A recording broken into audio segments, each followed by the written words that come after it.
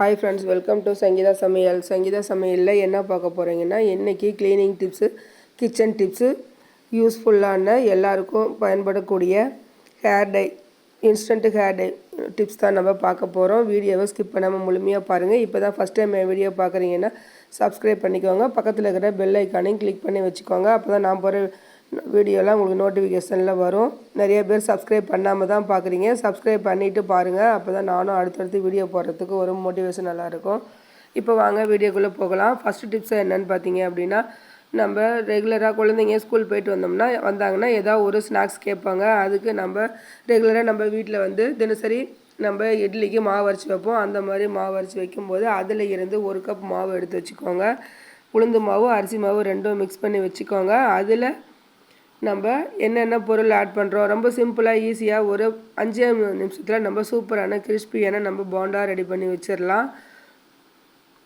அதுக்கு தேவையான பொருள் என்னென்னு பார்த்தீங்கன்னா, கொஞ்சமாக மல்லி இலை, இஞ்சி 1 ஸ்பூனு, பச்சை மிளகாய் ஒரு 5 பச்சை மிளகாய் உங்கள் காரத்துக்கு தகுந்த மாதிரி கட் பண்ணி வச்சுக்கோங்க.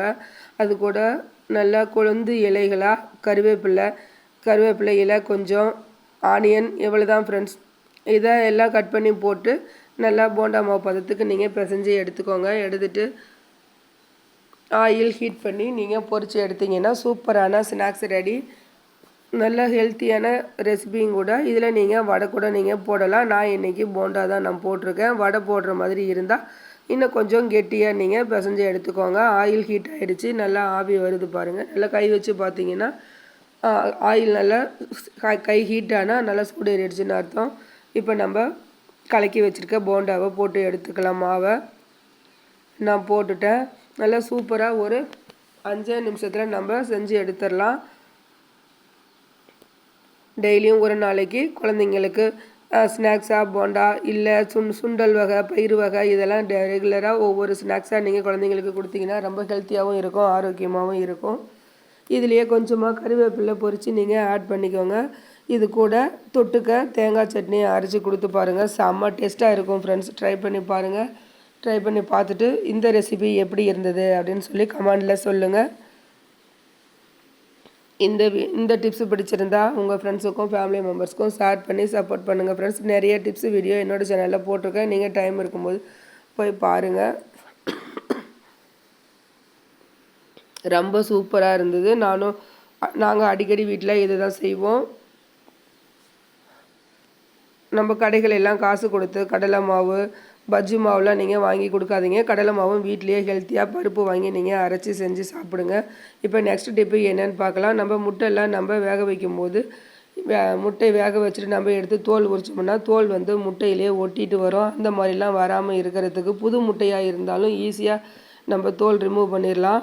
அதுக்கு என்னென்னு பார்த்தீங்கன்னா, ஃபஸ்ட்டு ஒரு பாத்திரத்தில் தண்ணி எடுத்துக்கோங்க. தண்ணி நல்லா சூடானதையும் முட்டையை போட்டுக்கோங்க. முட்டையை போட்டுட்டு அது கூட கொஞ்சமாக கல் உப்பு ஆட் பண்ணி ஒரு 4 ட்ராப் எந்த ஆயிலாக இருந்தாலும், குக்கிங் ஆயில் எதுவாக இருந்தாலும் நீங்கள் ஆட் பண்ணிக்கோங்க. ஒரு 15 நிமிஷம் போதும் ஃப்ரெண்ட்ஸ். நல்லா தண்ணி கொதி வந்ததும் முட்டையை எடுத்துகிட்டு நல்லா ஆறின பின்னாடி இந்த மாதிரி ஒரு டம்ளரில் போட்டு கை வச்சு 2 பக்கமும் இந்த மாதிரி குலுக்கி விட்டிங்கன்னா அங்கங்கே கிராக் விழும், அதாவது கோடு விழும். அப்போ நீங்கள் உரிக்கும் போது பாருங்கள், பார்த்தாலே தெரியும். இந்த மாதிரி சின்ன சின்ன கிராக் இருக்கும். அந்த கிராக்கில் நம்ம கை வச்சு உரித்து எடுத்தோம்னா சூப்பராக நம்ம உரித்து எடுத்துடலாம். கொஞ்சம் கூட முட்டையும் வேஸ்ட் ஆகாது, அந்த ஓட்லேயும் ஒட்டி வராது. இப்போது நெக்ஸ்ட்டு என்னன்னு பார்த்தீங்க அப்படின்னா, நம்ம முட்டையை கட் பண்ணுறதுக்கு நமக்கு கத்தி எல்லாம் வேண்டாம் ஃப்ரெண்ட்ஸ். கத்தி இல்லாமல் நம்ம சூப்பராக எப்படி முட்டையை கட் பண்ணலான்னு பார்க்கலாம். ஒரு நூல் இருந்தால் போதும். நான் உங்கள்கிட்ட வீடியோவில் காமிக்கிறதுக்காக கலர் நூல் எடுத்திருக்கேன். நீங்கள் வெள்ளை கலர் நூலில் நீங்கள் எடுத்துக்கோங்க. இப்போது அந்த நூலை வச்சு ஒன் சைடு நூலை கையில் பிடிச்சிக்கோங்க. அடுத்து நெக்ஸ்ட்டு சைடில் வச்சு நீங்கள் இழுத்திங்கன்னா சூப்பராக கத்தி விட சாஃபாக நல்லா பக்காவாக பாருங்கள், சூப்பராக நல்லா கட் பண்ணிட்டோம். இப்போ இதையே நம்ம சின்ன சின்ன பீஸாக கூட நம்ம நூலை வச்சு நம்ம கட் பண்ணி நமக்கு எந்த ஷேப்பில் வேணுமோ அந்த ஷேப்பில் நம்ம கட் பண்ணி எடுத்துக்கலாம். இந்த டிப்பு உங்களுக்கு ரொம்ப யூஸ்ஃபுல்லாக இருக்கும். அதுக்காக நம்ம கட் பண்ணுறதுக்கு கிச்சனில் ஏதோ ஒரு காய்கறி நறுக்கிட்டு கத்தியை நம்ம ஒரு பக்கம் வச்சுருவோம். அவசரத்துக்கு நம்ம எடுத்தோம்னா தேட முடியாது. அந்த மாதிரி சமயத்தில் இந்த மாதிரி நூல் இருந்தால் கூட போதும், நம்ம சீக்கிரமாக நம்ம கட் பண்ணி எடுத்துடலாம்.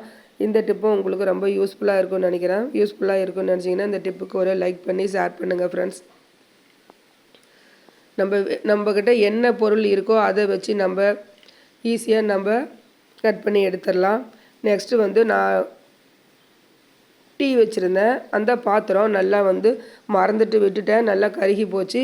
அதை வந்து ஈஸியாக எப்படி க்ளீன் பண்ணுறதுன்னா, நான் வந்து கொஞ்சமாக வினிகர் எடுத்துக்கிட்டேன். ஒரு 2 மூடி அந்த வினிகர் பாட்டிலில் இருக்க மூடியிலே 2 மூடி வினிகர் எடுத்துட்டேன். அது கூட விம் ஜெல் தான் நான் 1 ஸ்பூன் ஆட் பண்ணி ஹாட் வாட்டர் சுடு தண்ணி நான் 1 டம்ளர் ஊற்றி நல்லா கொதிக்க விட்டுட்டேன். கொதிக்க விட்டு ஒரு 10 மினிட்ஸ் வச்சுட்டு 10 நிமிஷம் வச்சுட்டு அதுக்கப்புறம் நான் க்ளீன் பண்ணேன். சூப்பராக பளிச்சுன்னு வந்துடுச்சு. அந்த கிளிப் மிஸ் ஆகிடுச்சு ஃப்ரெண்ட்ஸ், அதுதான் காமிக்க முடியல. நெக்ஸ்ட்டு வந்து ஒரு சூப்பரான டிப்ஸு. இது என்னென்னு பார்த்தீங்கன்னா, நம்ம சமையலுக்கு பயன்படுத்துகிற பூண்டு தோல்லாம் வேஸ்ட்டுன்னு நினச்சி நம்ம குப்பையில் போட்டுருவோம். அந்த மாதிரிலாம் நம்ம இனி போட வேண்டாம்.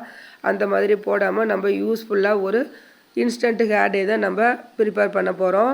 அது எப்படி என்னென்னு பார்க்கலாம். இந்த மாதிரி பூண்டு தோல் இருந்துச்சுன்னா நீங்கள் வேஸ்ட் பண்ணாமல் அதை கட் பண்ணி வச்சுக்கோங்க. இதை நல்லா வெயிலில் காய வச்சு அந்த தண்டு குச்சி மாதிரி இருக்கு இல்லையா, அதெல்லாம் தேவைப்படாது. அந்த தோல் மட்டும் நீங்கள் எடுத்து நல்லா வெயிலில் காய வச்சு எடுத்து வச்சுக்கோங்க.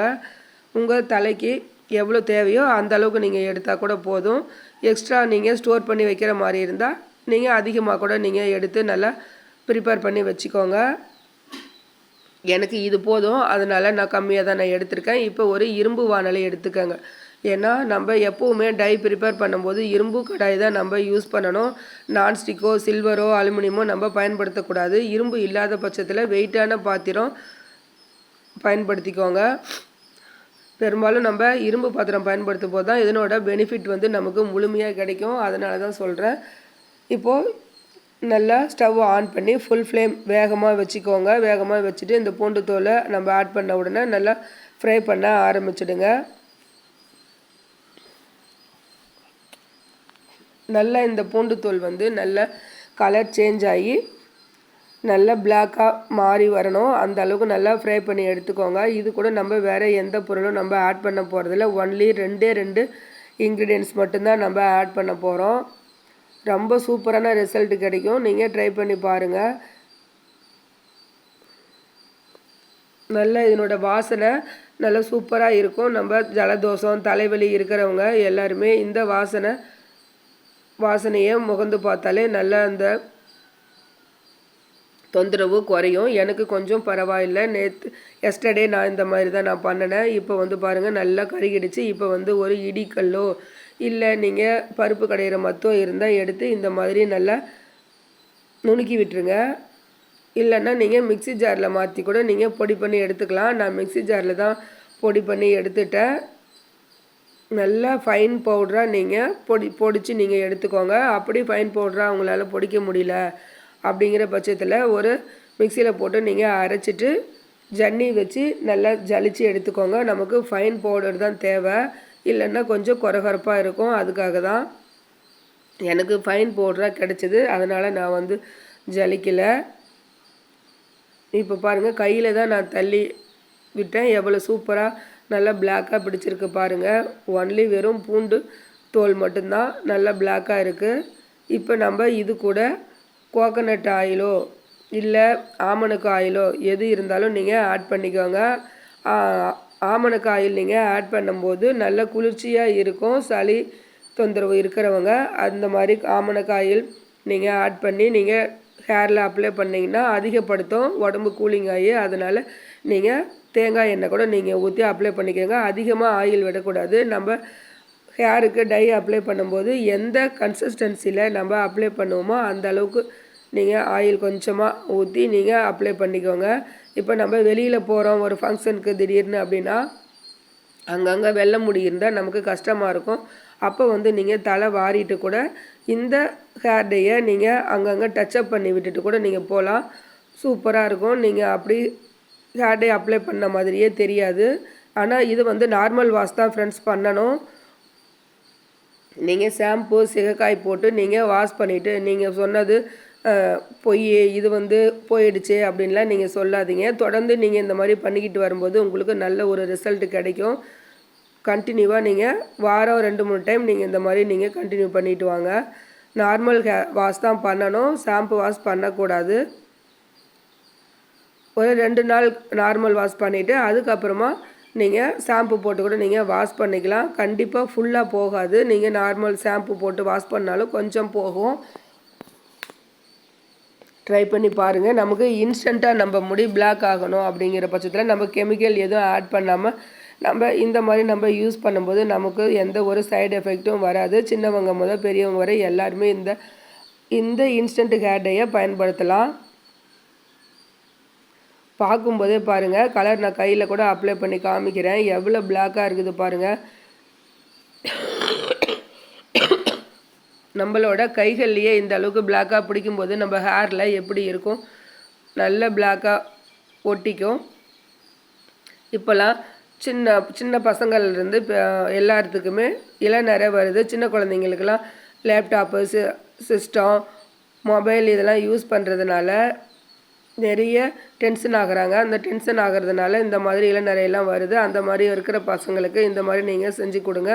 இதை நீங்கள் பவுடராக கூட நீங்கள் எடுத்து ஸ்டோர் பண்ணி வச்சுக்கலாம். வெளியே வச்சுக்கலாம், ஃப்ரிட்ஜில் தான் வைக்கணும்னு அவசியம் இல்லை. நீங்கள் வெளியே வச்சுட்டு கூட தேவைப்படுறப்ப நீங்கள் இந்த மாதிரி ஆயில் அப்ளை பண்ணி நீங்கள் டச்சப் பண்ணிக்கலாம். நான் சொல்லியிருக்கேன் எல்லா டிப்ஸுமே உங்களுக்கு ரொம்ப பிடிச்சிருக்குன்னு நம்புகிறேன். பிடிச்சிருந்தா உங்கள் ஃப்ரெண்ட்ஸுக்கும் ஃபேமிலி மெம்பர்ஸுக்கும் ஷேர் பண்ணி சப்போர்ட் பண்ணுங்கள். இது வரைக்கும் எனக்கு சப்போர்ட் பண்ண அனைத்து நல்லுள்ளங்களுக்கும் மிக்க நன்றி ஃப்ரெண்ட்ஸ். தொடர்ந்து உங்களோட சப்போர்ட்டை கொடுங்க. உங்களுக்கு இந்த வீடியோ பிடிச்சிருந்தா லைக் பண்ணி ஷேர் பண்ணுங்கள். உங்கள் ஃப்ரெண்ட்ஸுக்கும் ஃபேமிலி மெம்பர்ஸுக்கும் ஷேர் பண்ணி சப்போர்ட் பண்ணுங்கள். அப்படியே பக்கத்தில் இருக்கிற பெல் ஐக்கானையும் கிளிக் பண்ணி வச்சுக்கோங்க. Thank you friends. மீண்டும் நெக்ஸ்ட் வீடியோவில் சந்திக்கலாம். பாய் பாய், டேக் கேர். இந்த ஹேர் டையை நான் தண்ணியில் கூட கை வச்சு நான் கழுகி காமிக்கிறேன் பாருங்கள். கொஞ்சம் கூட போகவே இல்லை. ரொம்ப சூப்பராக இருக்கும் ஃப்ரெண்ட்ஸ். நீங்கள் ட்ரை பண்ணி பார்த்துட்டு உங்களோட ஃபீட்பேக்கை கமெண்ட்டில் சொல்லுங்கள்.